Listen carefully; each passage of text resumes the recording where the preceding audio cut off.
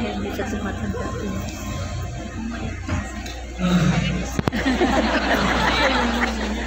Dear friends, good morning. Good morning po. Ano po? Alam naman natin how Pope Francis proclaimed the Jubilee Year of Hope this year. Part of his proclamation was a prayer. He prayed for us. Pinapanalangin ang Tuhan.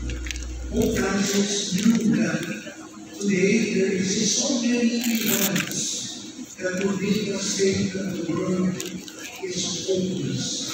The history, the suffering, the injustice, the conflicts, the wars around us could dim our vision.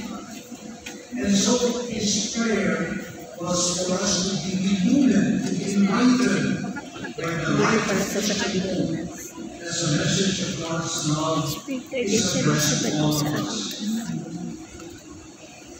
And why? So that as a church, we might bear faithful witness to this message in every part of the world. So hope becomes our mission. So today, now we will listen to our brothers and sisters, our fellow pilgrims, who in the face of difficult situations, which others might consider was situations of hopelessness and despair, they discovered signs of hope. So let us converse with them, heart to heart. Let us all welcome Miss Jessica Soho of GMA,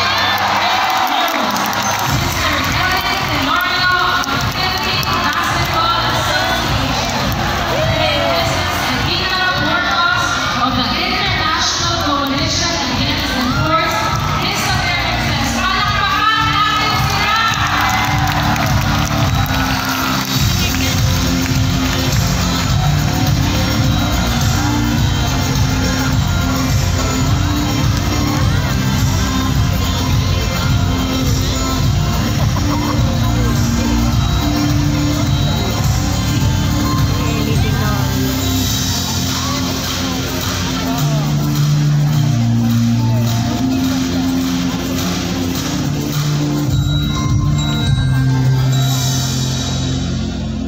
Another round of applause para sa ating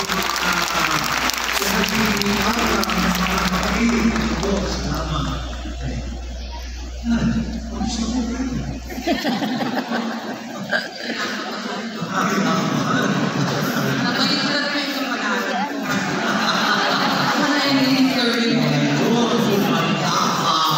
Baliktad ang kapalaran niya. And we're very glad that you accepted the invitation to be part of this conversation. We always say conversation in the spirit. And the heart is the locus, the base of the spirit. It's the heart of the heart. Simulan po natin kay Miss Jessica. Kumusta po kayo? Okay naman po. Ayun naman po, parang hindi tayo nagkita sa Vatican. Kasi pakasuot po dun eh. Sayang! We all know that Miss Jessica is a broadcast journalist sa GMA, giving us a CNC 12. 40 years ago na po, Cardinal. 40 years. Congratulations. Survival siya. Anders. And of course, won't be awarded and she covered so many situations, including wars, boxing, etc. Miss Jessica, this is an event focused on hope. Ang isang tanong namin sa community, when you go to those areas, areas of conflict, of wars, anything covered in Afghanistan, Also, Israeli Palestinian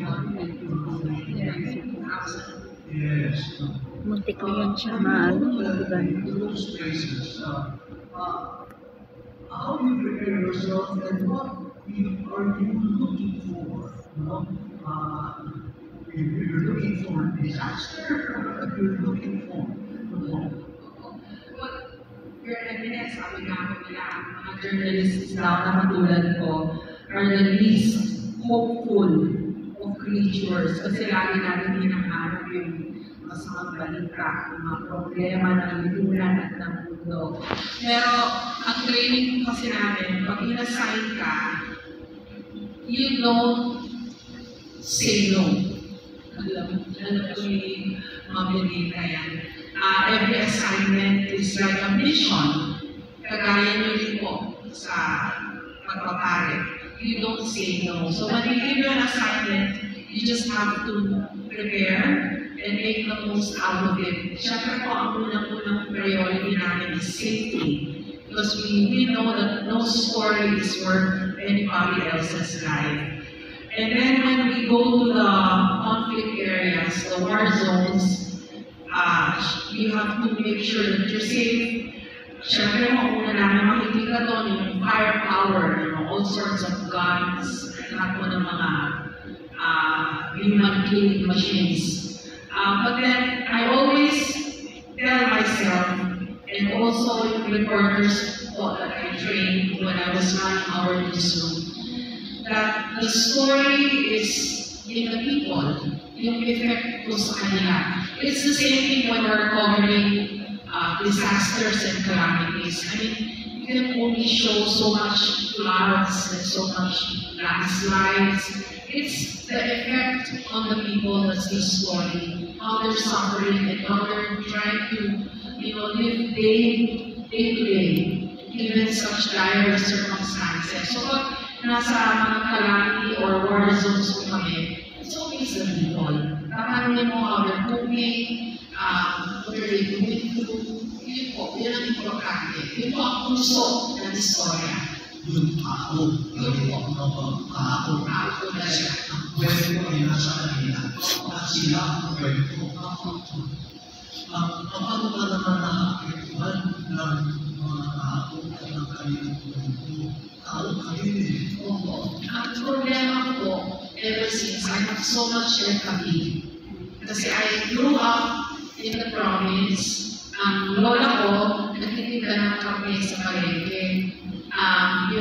That was my maternal lola. So, maaga pa lang ko, exposed na ako to all sorts of people.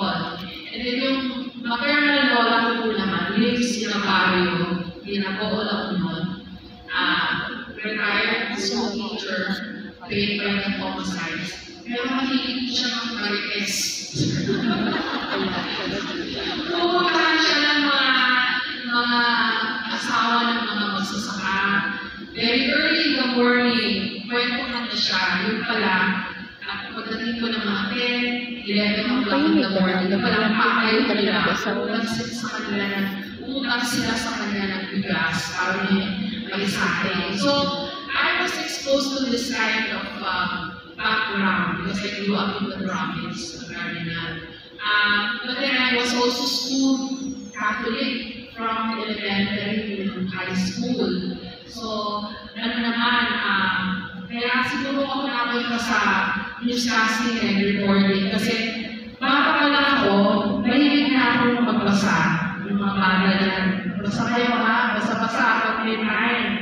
Mahilig ako magbasa and then siguro may discover that I can read very well in both Ilocano and English. So, pinukuha ko akong mag-black rosary. Nalilip ko pa.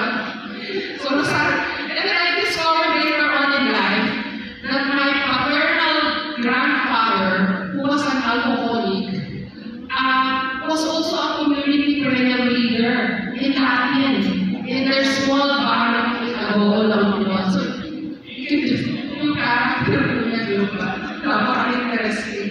In Latin pa. So, some of my cousins can actually say their prayers in Latin. Going back to prayers, so sabi nila, ang magaling magbasa ng bata ko kasi kasama natin. And then in high school, they also made me lector in the masses. So, siguro pa na-expose ko kasi ako early on dun sa ganung environment, Cardinal, na nadagdagan ko yun that I was in a Catholic school, which was good preparation for when new people sa karami din yung sa Diyos. Medyo parang shadow ko, yung upbringing ko siguro, walang shadow sa pagiging marites, sa pagiging magkasalin, pagiging magbasa and all, which is probably why I was destined to be where I am now. By God's grace, it was siguro. So, kita natin, sabi mo kanina kasi, yung focus ng inyong report ay mga tao. At gano'n ang interest mo dahil makita bilang tao sa piling ng lola, mga marites, mga teachers, mahubog yung pagkatao. Yes. Sa langit, gano'n. At yan ay yung pagkatao ko ay Simple talaga sa TV. Wala nating namuta ba na rin. I see a lot of young people. Kaway-kaway na dyan.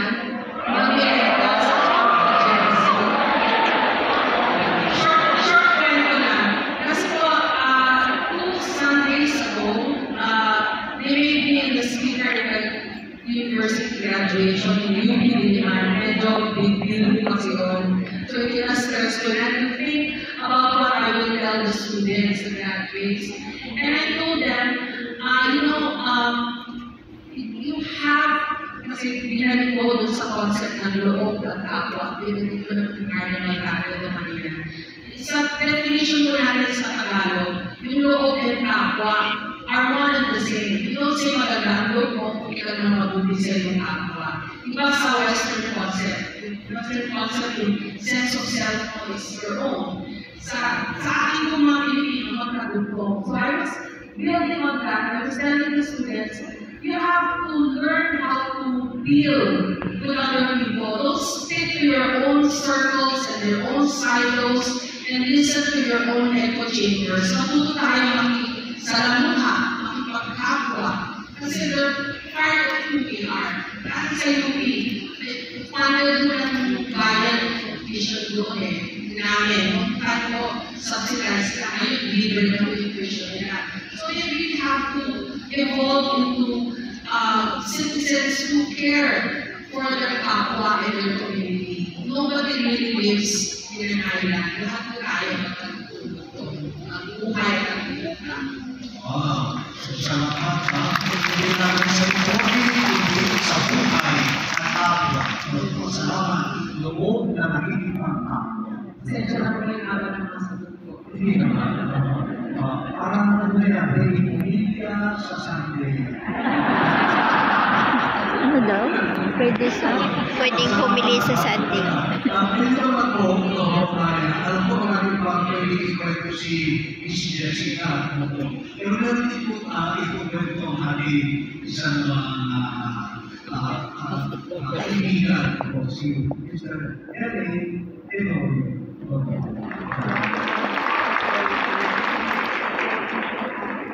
Kilala natin po siya bilang isang professional basketball player. He started his professional career in 2006, but before that, he attended the Ateneo de Manila University. Pinulunod po siya sa University. Nagkaroon natin ang isang galing sa UP. May magkamalites po tayo. Pero in 2023, 2 years ago, he was diagnosed with stage 3 colon cancer. Anyway, Colon cancer. first of all, gusto ko lang po bumati sa inyo lahat. Magandang umaga po sa inyo lahat. First, gusto ko magpasalamat sa Panginoon for this opportunity. So I'm always excited to do this. to share my story. And to all my Dominican brothers and sisters, good morning po sa mga lahat. Dominican siya. Good morning, sino mo ba yun?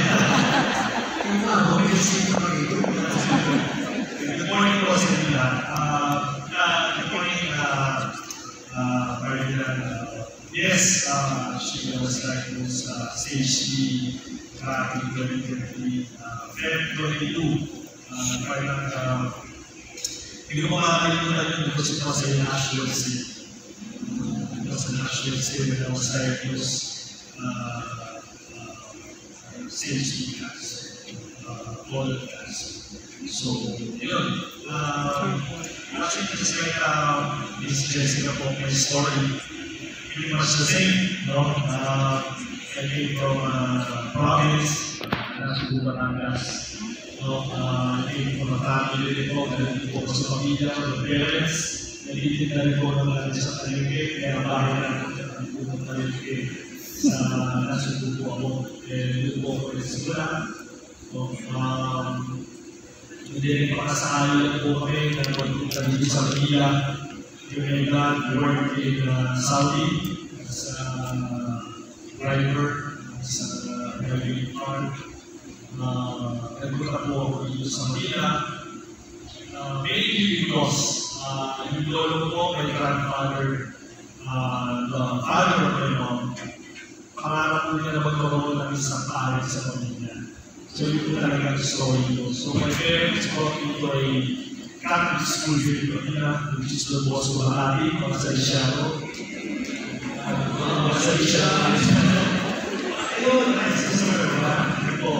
So, yun po ang reason kung bakit po pumunta dito sa Manila para mag-aral po. So, nagpunta po ako ng Don Bosco, nag-aral po ako sa Don Bosco Bahati, February 26. And so, dahil nailig po talaga ako sa basketball, bata pa ako sa bakit. Sila naman po ang pastime natin mga Pilipino, excited pagbuhan sa labas, pamilya sa labas, basketball, susunod. So, yun ang ginawa ko. And then, yun, try po sa Don Bosco, marami. And then, every time may recess at lunch, nagkaroon lang po ng opportunity, nagkaroon po ng isang coach, may tayo po. But, bata pa lang po ako, nagsaserve na po ako sa simbahan. I was a sacristan for the longest time. From grade school up to bago po ako mag-college. So, yun yung story ko. Para lang po sa susunod. So, nag-transfer po ako sa Vega because of basketball.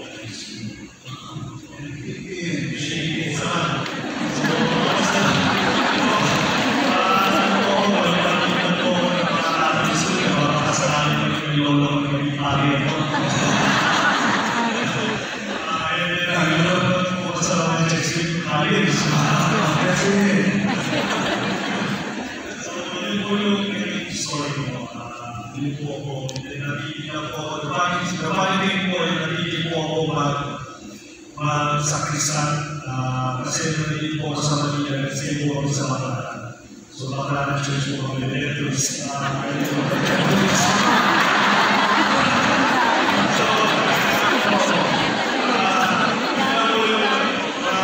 Nangyari sa akin, nagsasabi po ako doon, and panating kaya po ako nagiging nilalaro ng mga basketball sa Varsity already, sa Boston, sa Vega.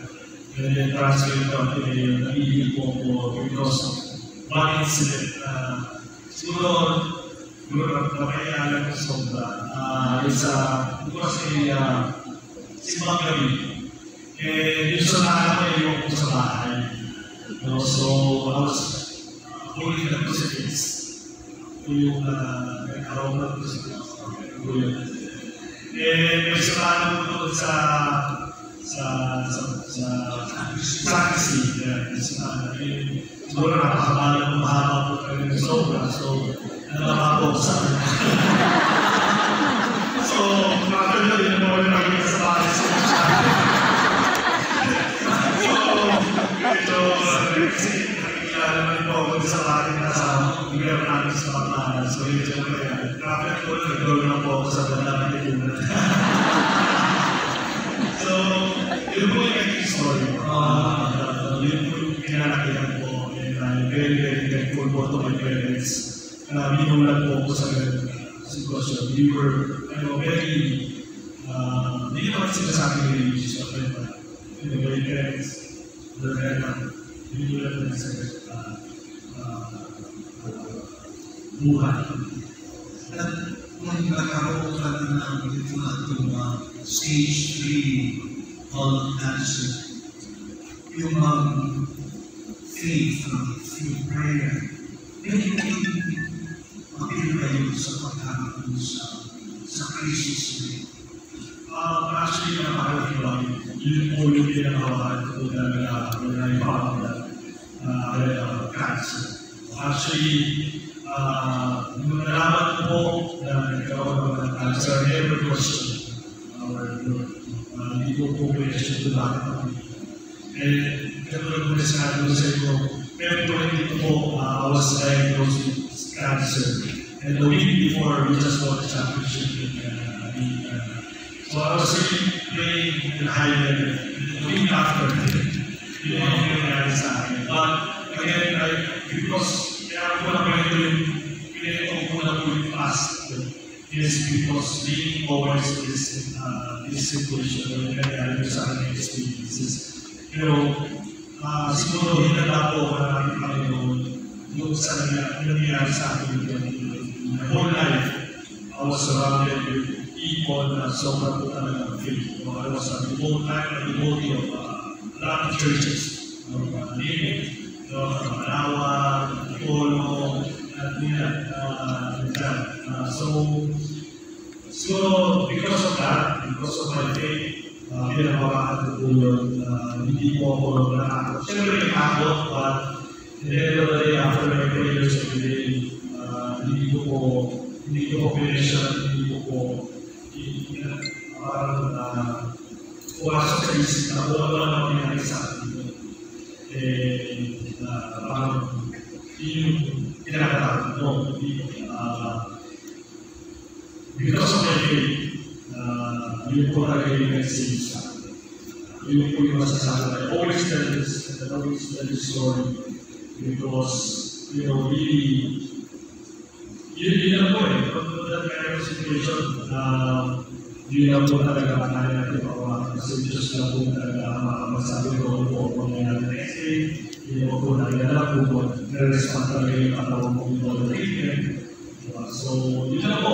Ginawa ko, dasal lang, ginawa ko yung ngayon, experience ko growing up, pinagawa ko talaga yung lahat ko, yung lahat ko. And ginagawa ko sa inyo, the middle of my treatment also, I went to the middle of words, talagang kahit after my treatment, ginahin ko ako kami, tulog to morning of words, kaya tulog umaga. 2 days straight, ginawa ko lahat ng kalapang tulog, procession ng rosary, procession ng Eucharistic. And isang pagod, wala pa akong naramdaman. So talagang dahil alam ko po sa sarili ko na purpose ko na ako kung gawin. Not because humingi ako na panalangin. Pero naglalaro pa rin yan siya ngayon. Maybe because kung ano man ang mangyari sa akin, yung family ko sana huwag niyo pamalaan. Yun lang naman. But again, in the end, really my faith really saved me talaga. And now you're cancer-free. Yes.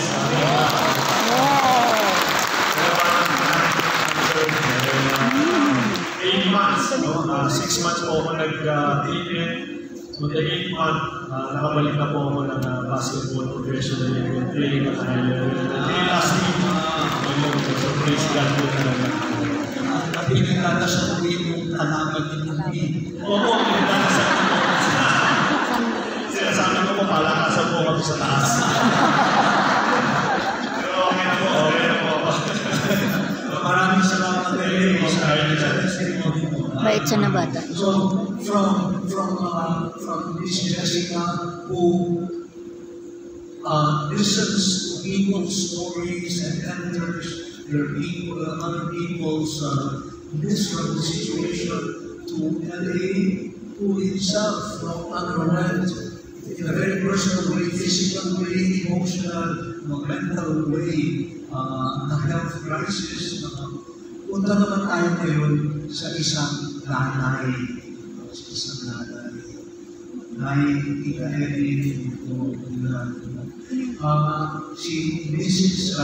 Edith Burgos.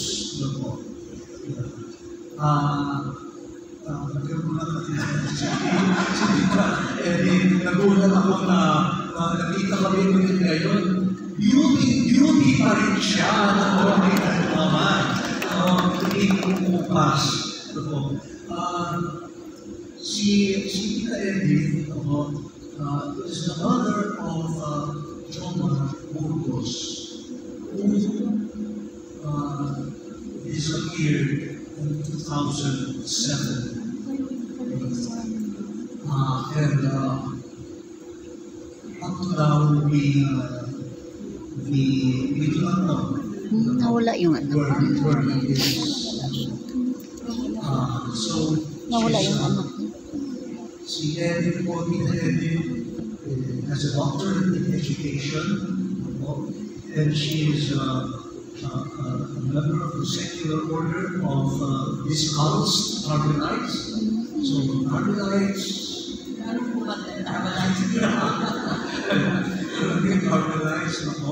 and now she is, because of her experience as a mother of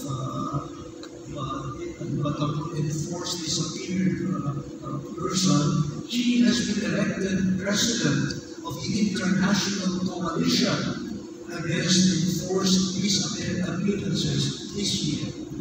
Yes, this year. So, Tita Edith, you are with family. Mahirap po sa akin. Mahirap na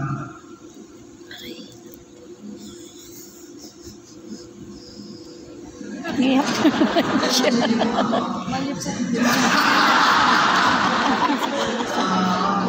parang namamalik na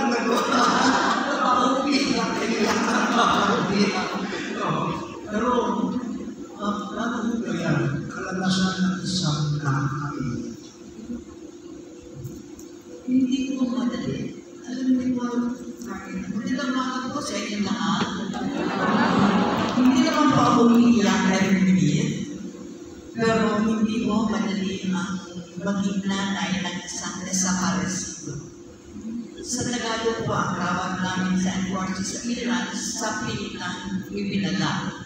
At ang isang karakteristik mo noon, ang nagwala na state forces o kaya ahente ng gobyerno o di kaya pinayagan ng gobyerno na walain yung tao. Kaya nakaiba po. The question is, how does it feel to be a mother of a disappeared?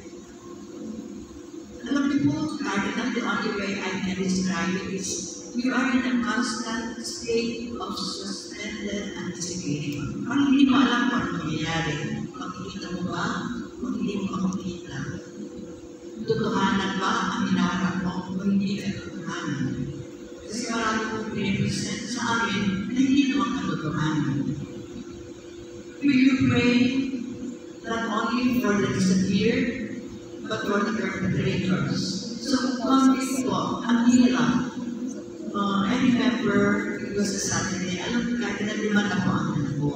10 po ang aking apo. Tuwing weekend, nandiyan sila sa amin para malibre yung dinner nila. Ang mamagulat ko sa bahay.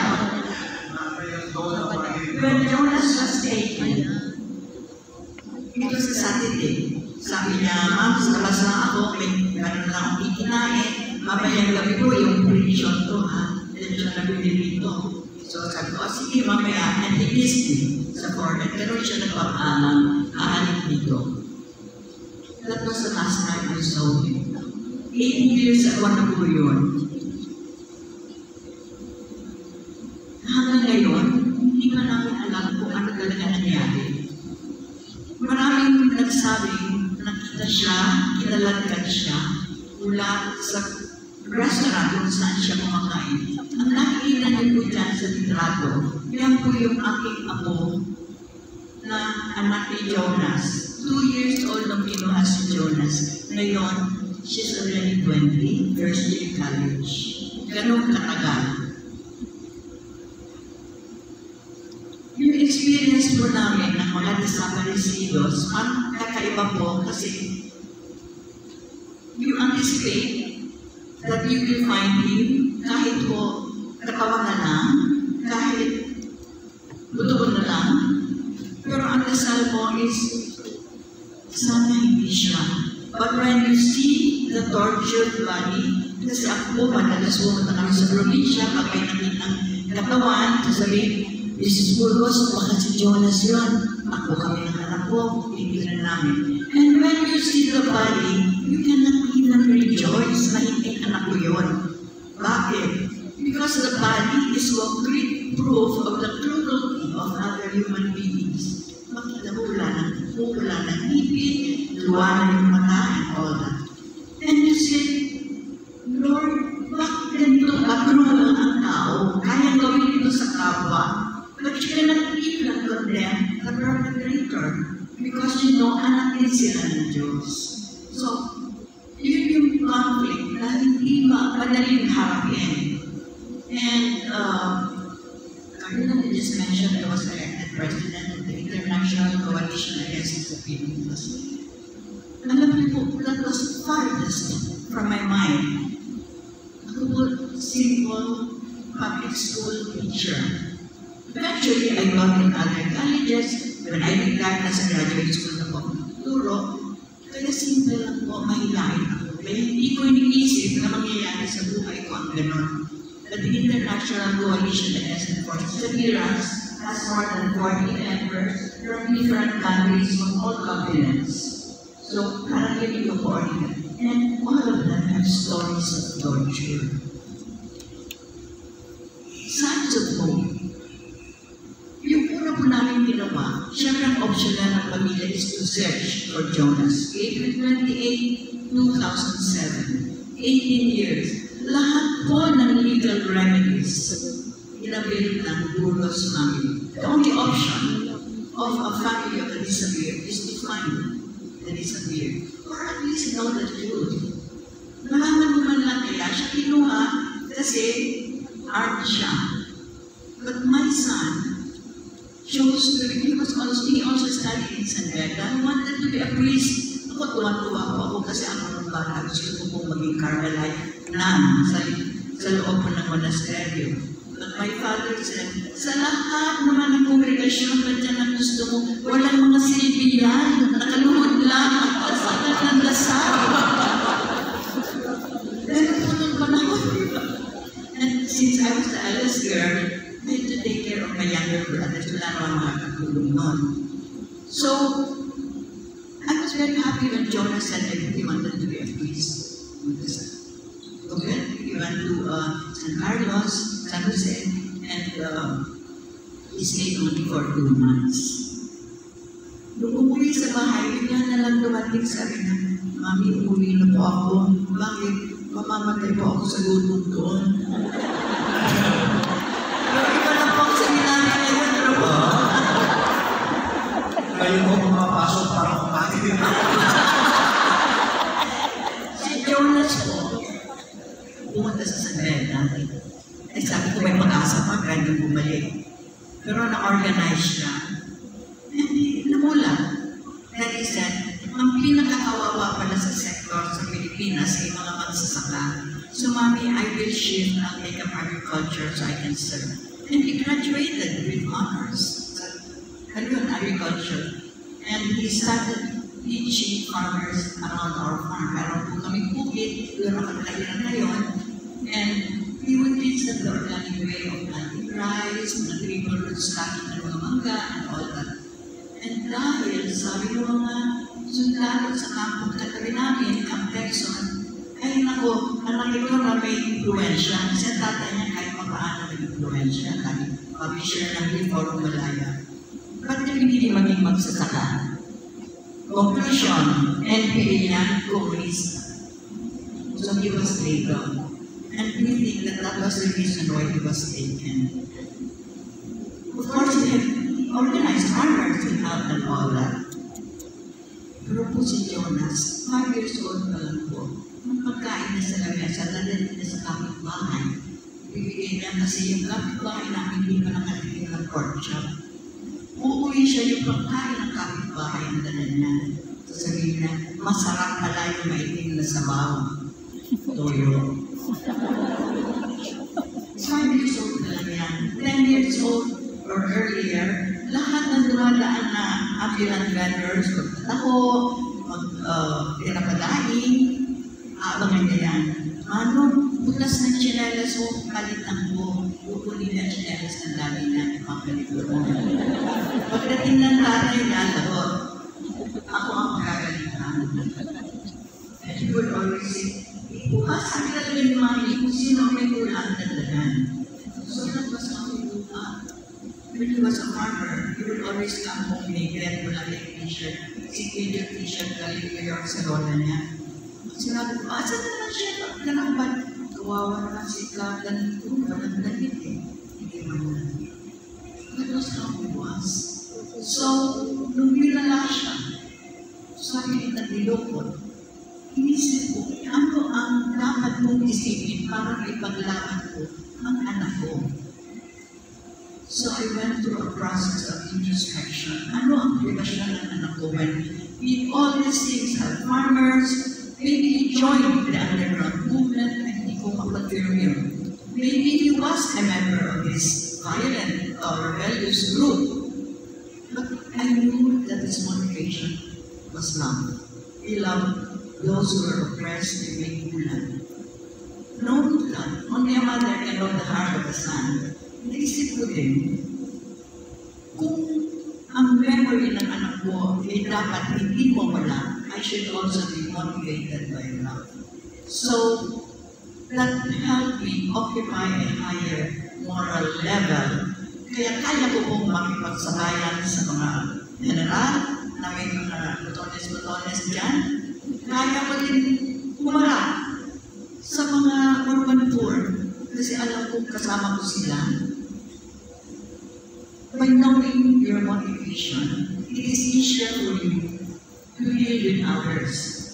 And sabi ko, siyempre, siya, dali ko na po mag-inan. Dati, sabi nila, when your fist is, when your fingers are crossed, you cannot give, you cannot receive. Dapat daw gano'n.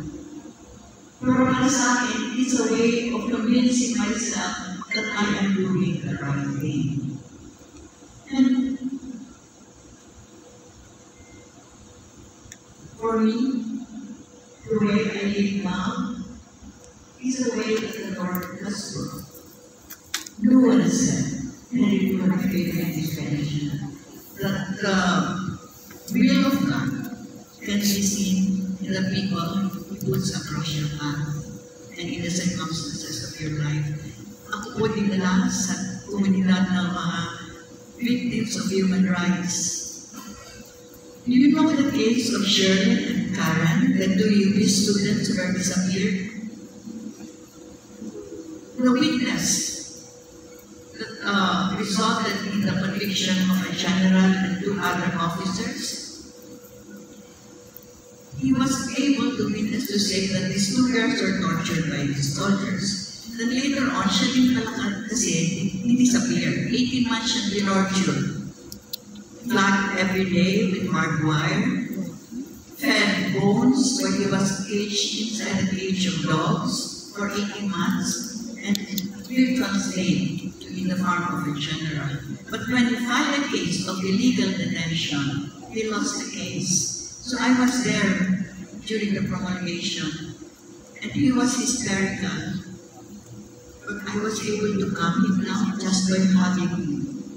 The mothers of the 2 UP students learned about the torture their children underwent, and I was asked to be present just to hold their hands. So, we are sent to these circumstances because there is something good that you can do to find something good in what's happening. hindi po madali ang makausap po ang mga biktima ng sakit at pagkawala. But because I was sent there, maybe the Lord thinks that there is something that I can do for them. The signs of hope, alam niyo yung lahat ng legal processes, they were not successful. The Supreme Court ruled that Jonas was abducted. The Philippine Army was ordered to release him. Wala namang good compliance and nobody has been punished or cited in contempt. The rules, the laws of the Philippines do not work unless institutions cooperate. The people who are supposed to protect us, ang perception ko, yung mga naka-uniforme, mas natatakot po ako kasi sa amin sila yung persecutors. But on the parallel, we have a Cardinal Tagle whom I didn't know from Adam. When I went to his office in Cavite to look for my son in the camp, sabi niya, hindi nyo ako, mag-iisa lang ako. After the Mass, he accompanied me in the camp para makapasok. That was the first time I met the Cardinal. Hindi niya po ako kilala, but he accompanied me. So on the parallel, the Lord is so present in the people who help you.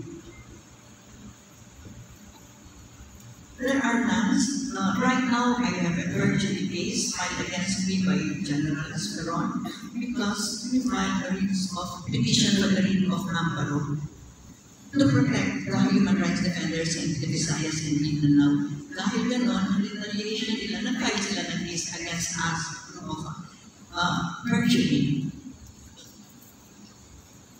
Again, on the parallel, we have lawyers who offer their help for free. We have nuns, mga madre po kasama kong bodyguard, mga madre po ang mga kasama kong tuloy-tuloy, malakad. So now, yes, I am a mother of a desaparecido, but I am also a mother of nuns. So, marami kong institutions and people who will cause you to lose hope. But then again, the Lord provides. His presence is felt through the family, through his people like Miss Jessica for exposes, and the witnessing of LA here. So, okay na rin, balansa na ang buhay. And if I am taken, okay lang po, because we welcome them because that's the time we see God. Yes, wow. Hindi ko inaasahan yung ganito, no? But just to bring to close this section as we move to another section, one thing that ties their sharing is the role of family. The closest persons to us are family members. How Jessica is what she is to the people that she encounters and reports on because of her upbringing in the family. Si L.A. Itong naging panalangin sa Diyos na sana bumalik ako. Pero kung hindi yun ang pinakamahalaga, makapit ako for my family. And sana yung pamilya niya ay mahalaga. The way his family also took care of him. And of course, Ika and Lisa. Nanay na nanay. At yung puso ng nanay that was able to penetrate the heart of her missing son. Love. And that love guides her still in her search for justice, not only for her son, but for many other people. Love keeps her going, and love keeps her gentle and beautiful.